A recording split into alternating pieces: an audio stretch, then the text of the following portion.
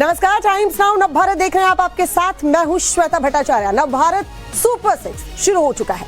आज बकरीद का त्योहार मनाया जा रहा है, लेकिन इसी बकरीद के मौके पर पाकिस्तान के फील्ड मार्शल को लश्कर के डिप्टी चीफ ने बड़ी धमकी दे डाली है। कहा तो मुनीर का ख्वाब था कि ईरान और अमेरिका के बीच जंग रुकवाकर प्रेसिडेंट ट्रंप से पीठ थपथपा लेंगे, लेकिन उसे क्या मालूम था कि चौधरी बनने के चक्कर में ट्रंप उसे ही बलि का बकरा बना देंगे। जी हाँ, दरअसल अब हुआ है ये कि शहबाज और मुनीर ट्रंप के एक इशारे पर भागे भागे फिर रहे थे। कभी चीन, कभी तेहरान जाकर जी हुजूरी में लगे हुए थे। अब उन्हीं का मुल्क गृह युद्ध की घंटी उनके मुल्क में बज गई है। ट्रंप ने अब्राहम अकॉर्ड का ऐसा ट्रंप कार्ड खेला कि अब मुनीर और शहबाज को ये न निगलते बन रहा है न उगलते बन रहा है। इस्लामिक वर्ल्ड में फजीहत अलग हो रही है, वो बात तो छोड़ ही दीजिए। अब तो लश्कर तैयबा, जिसके जरिए पाकिस्तान दुनिया भर में दहशतगर्दी फैलाने का पूरा ताना बाना जो है वो बुनता रहता था, वो अब्राहम अकॉर्ड्स को लेकर खिलाफत पर उतर आया है। ऐसी चेतावनी दी गई है कि क्या शहबाज और क्या मुनीर सबकी सांसें मानो फूलने लगी है। इसके अलावा इजराइल के कायल ट्रंप अलग दबाव बना रहे हैं कि भाई चुपचाप अब्राहम अकॉर्ड्स में शामिल हो, वरना तुम्हारी खैर नहीं। एक तरफ ट्रंप का प्रेशर है, दूसरी तरफ अब लश्कर। अब जाए तो जाए कहां, समझिए जरा हालत क्या हो गई है। आज नवभारत सुपर 6 के इस खास बुलेटिन में इन्हीं तमाम पहलुओं का डिटेल से एनालिसिस करेंगे। साथ ही आपको ये भी बताएंगे कि आखिर पाकिस्तान की क्या मजबूरी है जो उसे इजराइल को मान्यता देने से रोक रही है। क्यों पाकिस्तान इजराइल को मान्यता नहीं दे सकता, या क्यों ये चुनौती है पाकिस्तान के लिए। आगे बढ़ने से पहले आपको लश्कर के डिप्टी चीफ सैफुल्लाह कसूरी का वो बयान सुनवा देते हैं, जिसने मुनीर और शहबाज के सामने आगे कुआं पीछे खाई वाली सिचुएशन पैदा कर दी है। कैसे पैदा की है वो भी जरा सुनिएगा। अब अगर पाकिस्तान ने ट्रंप के दबाव में अब्राहम अकॉर्ड्स पर साइन कर दिए तो मुल्क तबाह हो जाएगा, और न किए तो ट्रंप इनका क्या हर्ष करेंगे।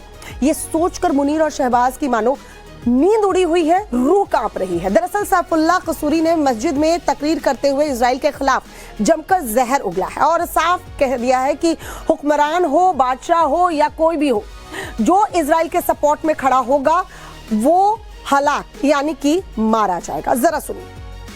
सुना आपने, जो आतंकी अब तक सिर्फ भारत के खिलाफ जहर उगलता आया था, वो अब अपने रहनुमा मुल्क के हुक्मरानों को भी डसने की धमकी दे रहा है।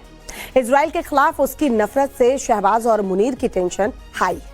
आपको याद होगा, पाकिस्तान के रक्षा मंत्री ख्वाजा आसिफ भी अब्राहम अकॉर्ड्स को लेकर अपना पक्ष साफ कर चुके हैं। उन्होंने ये कहा था कि इस्लामाबाद अब्राहम समझौते से शामिल होकर इजराइल के साथ संबंध सामान्य करने के पक्ष में नहीं है। यानी कि ट्रंप के ट्रंप कार्ड ने पाकिस्तान को दो धड़ों में बांट दिया है। अब ये जानना भी बेहद जरूरी हो जाता है कि आखिर पाकिस्तान क्यों अब्राहम अकॉर्ड्स में शामिल होने से बच रहा है। तो चलिए वो भी आपको बताते हैं। दरअसल पाकिस्तान 1947 से फिलिस्तीन का मजबूत समर्थक रहा है। उसने यूएन पार्टीशन प्लान 1947 के खिलाफ वोट किया था और कभी इजराइल को मान्यता नहीं दी। पाकिस्तान की आधिकारिक नीति यह है कि इजराइल के साथ सामान्य संबंध तभी संभव है जब प्री 1967 बॉर्डर्स पर आधारित स्वतंत्र और संपन्न फिलिस्तीनी राज्य बन जाए, जिसमें कि ईस्ट जेरूसलम राजधानी हो। और अगर अब पाकिस्तान ट्रंप के कहने पर अब्राहम अकॉर्ड्स में शामिल हो जाता है तो फिलिस्तीन से उसका भाईचारा जो है वो समझो खत्म हो जाएगा। शायद नेतन्याहू और ट्रंप का प्लान भी कुछ ऐसा ही है। इसके अलावा पाकिस्तान बार बार ये कह चुका है कि अब्राहम अकॉर्ड्स उसकी फंडामेंटल आइडियोलॉजीज और नीति के खिलाफ है। रक्षा मंत्री ख्वाजा आसिफ ने ट्रंप के प्रस्ताव को साफ नकारते हुए कहा कि हमारे मूल सिद्धांतों से टकराता है और इजराइल पर भरोसा नहीं किया जा सकता। पाकिस्तान के लिए 2 स्टेट सॉल्यूशन एक मूलभूत शर्त है। पाकिस्तान साफ कहता है कि वो इजराइल को तब तक मान्यता नहीं देगा जब तक फिलिस्तीन राज्य की स्थापना 1967 की सीमाओं के मुताबिक नहीं हो जाती। तीसरा जो बड़ा कारण है वो जरा ये है कि पाकिस्तान में इजराइल के साथ सामान्य संबंध स्थापित करने या अब्राहम अकॉर्ड पर साइन करने के खिलाफ घरेलू राजनीतिक और धार्मिक दबाव बेहद मजबूत है। पाकिस्तानी आवाम फिलिस्तीन के मुद्दे से भावनात्मक रूप से जुड़ी हुई है और इजराइल को इस्लाम का दुश्मन मानती है।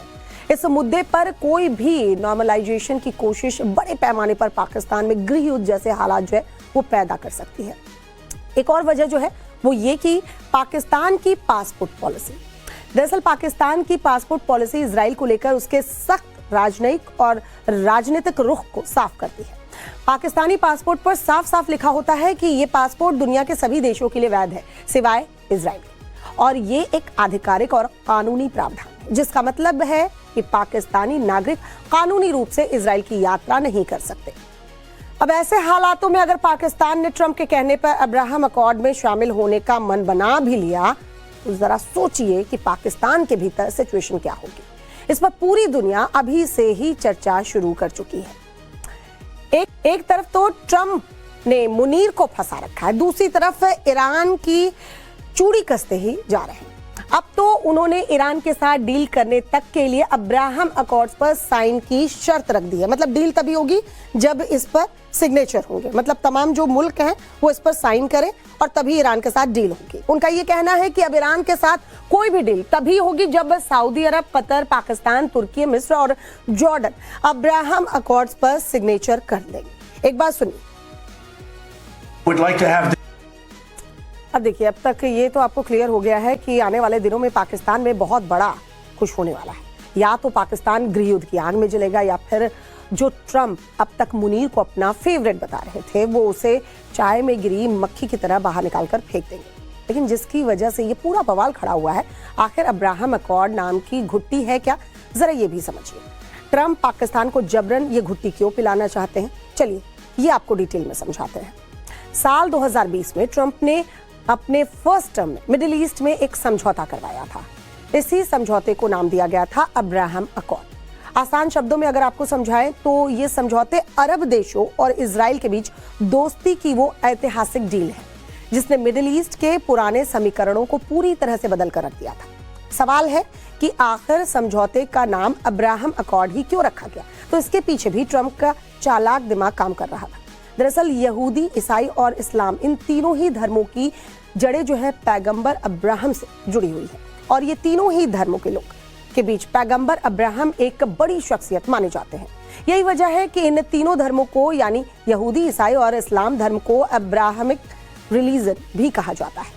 पुरानी सारी दुश्मनी भुलाकर तीनों धर्मों को एक साथ जोड़ने के लिए इस समझौते का नाम अब्राहम अकॉर्ड रखा गया था। इस समझौते से पहले तक पूरे अरब में सिर्फ मिस्र और जॉर्डन ही ऐसे देश थे जिन्होंने इजराइल को मान्यता दी थी। बाकी के देश जो है वो इजराइल को मान्यता नहीं दे रहे थे। लेकिन अब्राहम अकॉर्ड समझौते के बाद यूएई और बहरीन जैसे बड़े खाड़ी देश भी इस लिस्ट में शामिल हो गए, यानी 4 देश जो है वो इस अब्राहम अकॉर्ड में शामिल हो गए। इसके ठीक बाद साल 2020 की बात करें तो दिसंबर के महीने में मोरक्को और ठीक 1 महीने बाद जनवरी 2021 में सूडान भी इस समझौते का हिस्सा हुआ।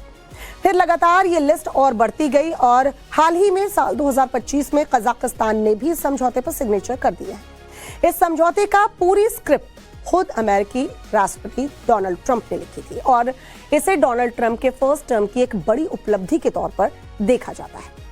इसी समझौते को लेकर ट्रंप एक बार फिर से एक्टिव नजर आ रहे हैं। फर्स्ट टर्म में तो उन्होंने ये कमाल कर दिखाया था, उपलब्धि अपने नाम कर ली थी। अब दूसरे टर्म में भी सोच रहे हैं कि भाई कैसे इसको अब्राहम अकॉर्ड की लिस्ट जो है वो बढ़ाई जाए और कहा जाए कि देखिए हमने कितने देशों के बीच समझौता करा दिया। तो अब ट्रंप तो है कि वो अड़ गए हैं कि इस समझौते पर सिग्नेचर होने चाहिए, तमाम जो मुल्क बचे हुए हैं वो भी साइन करें। जिन देशों ने अब तक समझौते पर सिग्नेचर नहीं किए हैं उन्हें ट्रंप अब खुले तौर पर अल्टीमेटम दे रहे हैं कि इस पर सिग्नेचर होगा तभी ईरान से ट्रंप जो है वो बात करने को, डील करने को तैयार होंगे। दूसरी तरफ अमेरिकी रिपब्लिकन सेनेटर लिंडसे ग्राहम ने भी पाकिस्तान, सऊदी अरब और दूसरे मुस्लिम देशों को खुली चेतावनी दी है। ग्राहम ने कहा है कि अगर ये देश ट्रंप के बताए रास्ते पर नहीं चलते तो भविष्य के रिश्तों पर गंभीर असर पड़ सकता है और शांति प्रस्ताव स्वीकार नहीं किया जाएगा। यानी कि पाकिस्तान के सामने बेहद खतरनाक सिचुएशन इस वक्त बनी हुई है।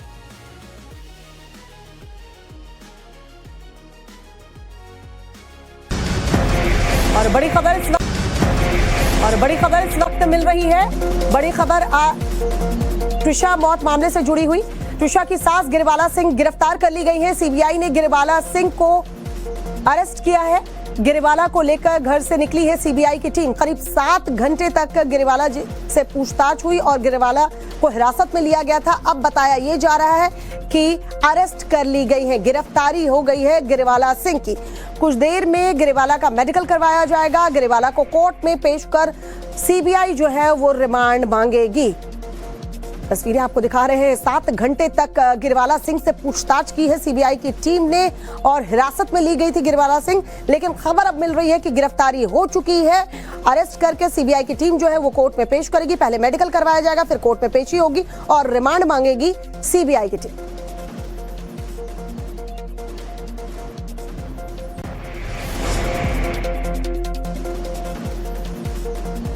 ये तस्वीरें हम आपको दिखा रहे हैं। सीबीआई की टीम जब गिरिवाला सिंह के घर से बाहर निकल रही थी, कैसे 7 घंटे की पूछताछ चली है, सवालों के जवाब जो है वो लिए गए और उसके बाद सीबीआई की टीम को ये महसूस हुआ होगा कि गिरिवाला सिंह को हिरासत में लेना पड़ेगा। पूछताछ अभी और है, सवालों के जवाब दिए नहीं दिए, कितनी सेटिस्फाइड ये टीम हुई और यही वजह है कि पहले वो हिरासत में ली गई, ऐसी खबर आई और अब खबर ये आ रही है कि गिरफ्तारी हो चुकी है और कोर्ट में उन्हें पेश किया जाएगा मेडिकल के बाद।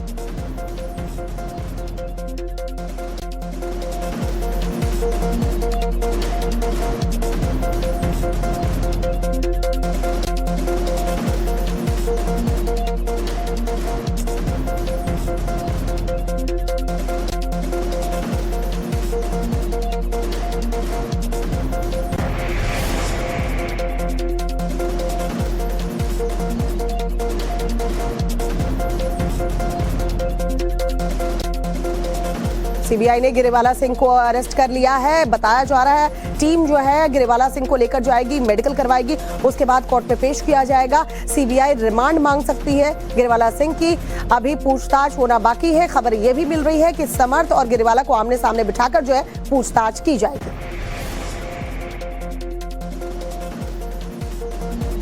अधिकारी हैं वो भी पहुंचे हुए हैं और अब किसी भी वक्त यहां से गिरिवाला सिंह की रवानगी होगी।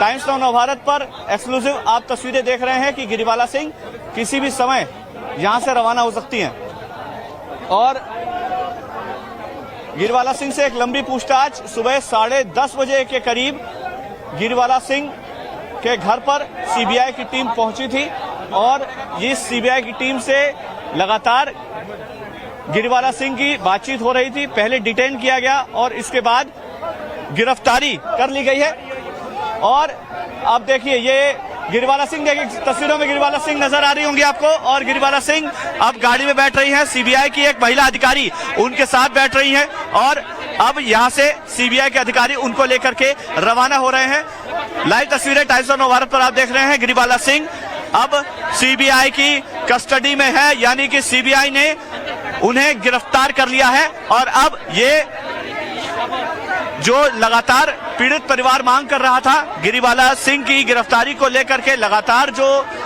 आरोप लग रहे थे कि पुलिस पक्षपात कर रही है, पुलिस इस पूरे मामले में ढिलाई बरत रही है और इसी मामले को लेकर के अब जो गिरफ्तारी है वो कर ली गई है गिरिवाला सिंह की। सीबीआई की गाड़ी उन्हें ले जा रही है और तस्वीरें देखिए, मीडिया भी काफी बड़ी संख्या में यहाँ पर मौजूद है। गिरिवाला सिंह से सवाल जवाब भी हो रहे हैं, हालांकि कांच बंद है और गिरिवाला सिंह से किसी भी तरह की बातचीत नहीं हो पाई।